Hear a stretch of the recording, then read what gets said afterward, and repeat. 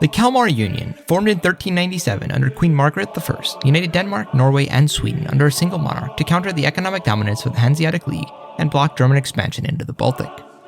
Despite attempts to harmonize the foreign and domestic policies of the three kingdoms while preserving the individual sovereignty, the Union was plagued by instability and collapsed by 1523 due to internal conflicts and structural weaknesses.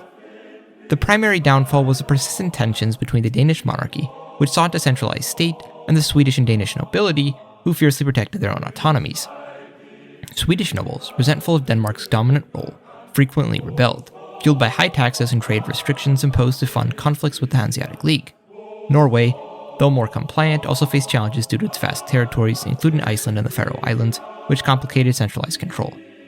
The Union's large geographic scope and a lack of standing army further weakened enforcement of royal authority. The Stockholm bloodbath of 1520, where King Christian II executed nearly 100 Swedish nobles, crystallized anti-Danish sentiment, catalyzing Sweden's secession. By 1523, Gustav Vasa's election as King of Sweden, and eventually the Treaty of Malmö in 1524, marked the Union's end, as Denmark could not forcibly maintain control over the rising power of Sweden. Before we continue, please consider subscribing if you haven't already. It really helps the channel grow and makes a big difference. Right now things aren't going great, and I'm not sure how much longer I can keep this going without your support. If you'd like to take it a step further, you can also support me on Patreon, where you get access to maps and other exclusive content from the videos. Thanks so much. Now, back into the video. In the 16th century, the Kalmar Union teetered on the edge of collapse, strained by clashing ambitions and restless nobles.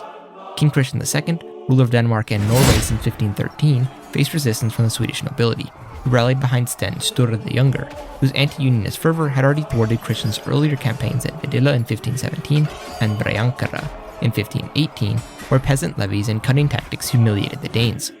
By 1520, Christian, armed with a fearsome host of French, German, and Scottish mercenaries, launched a relentless invasion to crush the Swedish resistance. On January 19th, at the frozen fields of Bogesund, Sten Sture fell, mortally wounded, shattering the anti-unionist cause. Christian's forces marched unopposed to Uppsala, where the Swedish Riksdag, cornered Anweri, offered conditional alliance on March 31st, demanding amnesty for past defiance and guarantees of their laws and customs. Yet Stockholm, the heart of Swedish defiance, held firm under Christiana Gyllenhärna, Sten Sture's widow. Bolstered by Swedish peasants and a well-stocked granary, her forces repelled the Danish assault at Balunzas on March 19th, enduring a grueling siege as Christian's fleet arrived in May, hammering the city with cannon fire from land and sea. As autumn loomed, Christian's resources waned, and the prospect of a brutal Swedish winter threatened to doom his campaign. Recognizing the futility of a prolonged siege, he turned to diplomacy, brokered by Bishop Matthias and Hemingad, offering generous terms at Beckholmen outside Djurgården, full amnesty for all rebels, a fee for Christiana at Hormingsholm and Morkorn, and the promise of Tavashus in Finland. In return, Stockholm's mayor surrendered the keys to the city on Södermalm, allowing Christian to enter triumphantly. He briefly returned to Denmark, only to sail back for his coronation on November 4th, 1520, in Storgatan Cathedral, swearing to govern Sweden through native-born leaders and honor their traditions. The true test came post-coronation as Archbishop Gustav Trolle, a fervent pro-unionist who had suffered under Sture's siege at Stadget, demanded vengeance. Trolle accused Sture's allies of heresy for the 1517 pact that opposed him and raised his fortress at Almarestaket, pushing for a trial to punish the disloyal nobles, clergy, and burghers. Historically, this sparked the Stockholm bloodbath, where nearly 100 of Sture's supporters met the axe between November 7th and 9th, 1520, igniting a rebellion that permanently ended the Kalmar Union. Here, Christian, weary of reigniting tensions, chose restraint. On November 9th, he gathered Swedish leaders, Sture loyalists, and pro-unionist southern lords at Trekonner Castle, rejecting Trolle's call for blood. Instead, he imposed heavy financial reparations on the rebellious nobles to cover his campaign's cost and Trolle's losses, a calculated move to weaken their coffers without creating martyrs. Oaths of loyalties were secured from southern lords, whose proximity to Denmark and economic ties made them natural allies, strengthening Christian's grip on Scania. This maneuver preserved a fragile peace, but tensions simmered. The Swedish nobility remained split, with anti-unionist embers glowing amongst Sture's loyalists, while Christiana Gyllenhärna, though placated with their fiefs, retained influence among the discontented. In Norway, a brief uprising flared as nobles questioned Christian's growing power, but their fractured ranks crumbled swiftly against loyalist forces by early 1521. Christian's vision for the Kalmar Union of a centralized monarchy, bolstered by a rising mercantile class, depended on his aims of curbing noble power and elevating market towns. This found cautious support among southern Swedish elites and urban merchants, who saw profit in a stable union. Funds from reparations fortified trading hubs like Malmö and Stockholm. Despite Christian's aims, he was still a Dane and struggled with the Kalmar Union, splintered by rivalries and competing ambitions, its unity fraying under the weight of disparate ambitions of Denmark, Norway, and Sweden. The Danish nobility, entrenched in Copenhagen and enriched by the sound dues of Øresund, saw themselves as the Union's rightful masters, wielding their influence through the Rigsrådet Privy Council. Determined to forge a stronger monarchy, Christian, guided by his bourgeoisie councillor Sigbrit Willoms, pushed forward his reforms aimed at curbing noble power and elevating the mercantile class.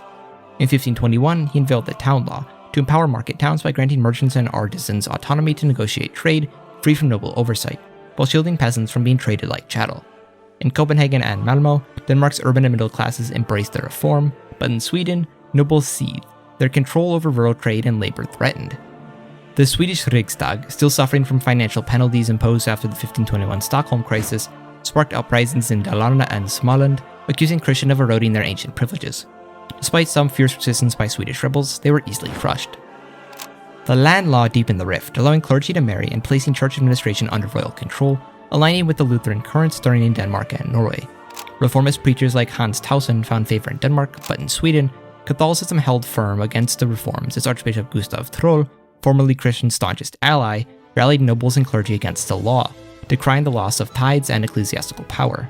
Resistance boiled over in 1523 when Danish nobles in Jutland, wary of Christian's growing reach, backed his uncle, Duke Frederick of Holstein, in a short-lived rebellion.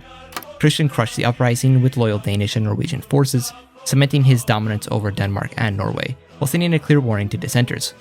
Notably, the Swedish troops Christian called up did not aid him in putting down his uncle's rebellion. Papal Nuncio Giovanni Angelo Arciambodi arrived in Copenhagen and eased tensions between the Pope and Christian, but took no steps to discipline the Scandinavian monarch. By 1525, Swedish nobles, fueled by lingering anti-unionist fervors, ignited a rebellion in Västerås, though it lacked the cohesion of Sturre's campaigns. Christian countered with a deft blend of force and favor, dispatching Danish and loyal Swedish troops to smother the revolt by 1526, while offering tax exemptions to southern lords who renewed their oaths. Loyal governors drawn from pro-unionist families were installed in Stockholm and Kalmar, balancing royal directives with local customs to stabilize Sweden's governance. These motives weakened the anti-unionist cause on paper, as nobles, drained by earlier reparations, prioritized economic relief over open revolt. However, their loss of privileges and new leaders that simply regurgitated diktats from Copenhagen further tied nobles with the Catholics, as they found a common foe in the Danes. The death of Prince Hans in 1532 cast a shadow over Christian's succession plans, threatening to unravel the fragile union. With no direct heir, he initially attempted to name his eldest daughter, the 12-year-old Dorothea. Despite the precedent of a queen being long established, the Danish nobility absolutely opposed the move, as Dorothea and her sister Christiana were Habsburgs by blood, and since their mother's death in 1526, had been raised by her foreign Austrian Catholic entourage. Raised to continue their ancestral religion, many in Copenhagen feared she would undo the course that Christian had set of a gradual transformation from Catholicism towards Lutheranism. Fearing a loss of his only allies, he named his cousin, Christian Duke of Schleswig-Holstein, whose Lutheran convictions, shaped by his 1521 encounter with Martin Luther at the famous Diet of Worms, aligned with Christian's reformist vision. In 1533, Christian convened a Herredag in Copenhagen, where representatives from all three kingdoms, swayed by promises of local autonomy under a more Lutheran framework, endorsed Christian III's succession, thwarting Catholic-leaning Swedish nobles and averting a political crisis. Christian II pressed forward with the hated legislative reforms to bind the union tighter.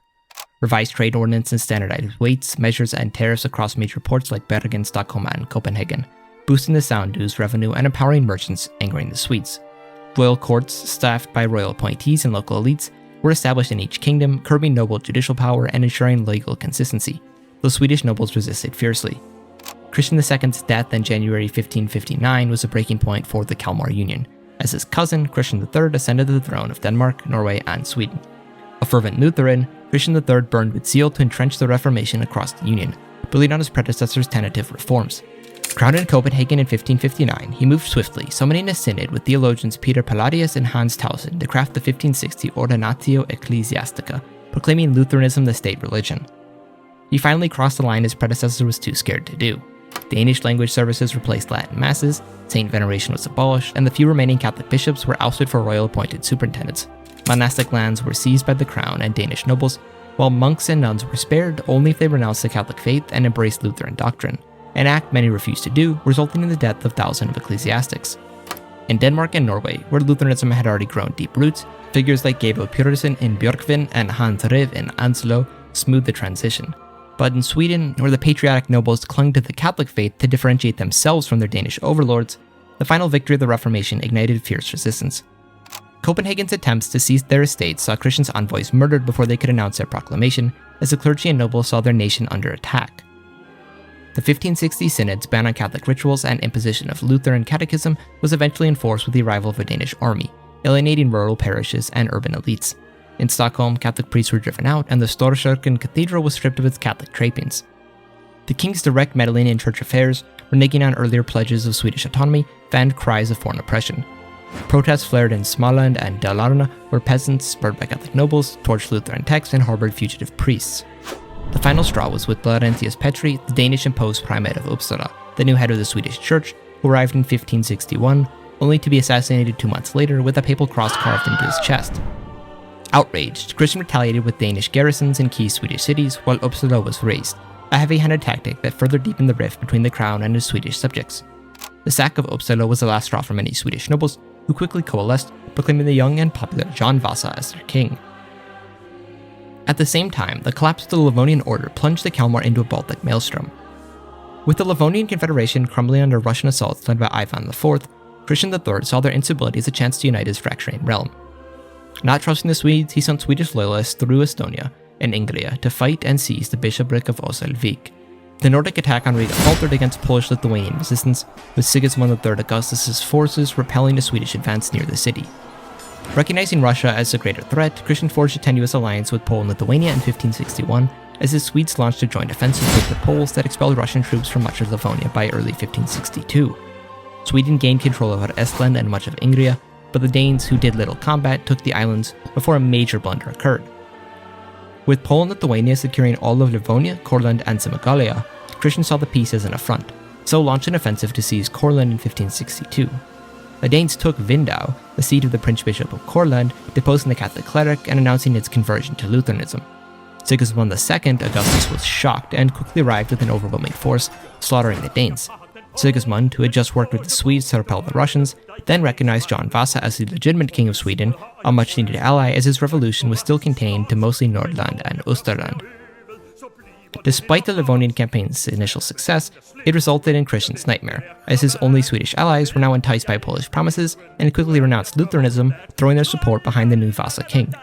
40,000 Poles and Lithuanians seized the Danish gains and sailed to Sweden to throw off the Danish shackles of their new Swedish ally. Would the Danes be able to resist the Swedish-Polish-Lithuanian alliance, or would Sweden break free and destroy the Kalmar Union?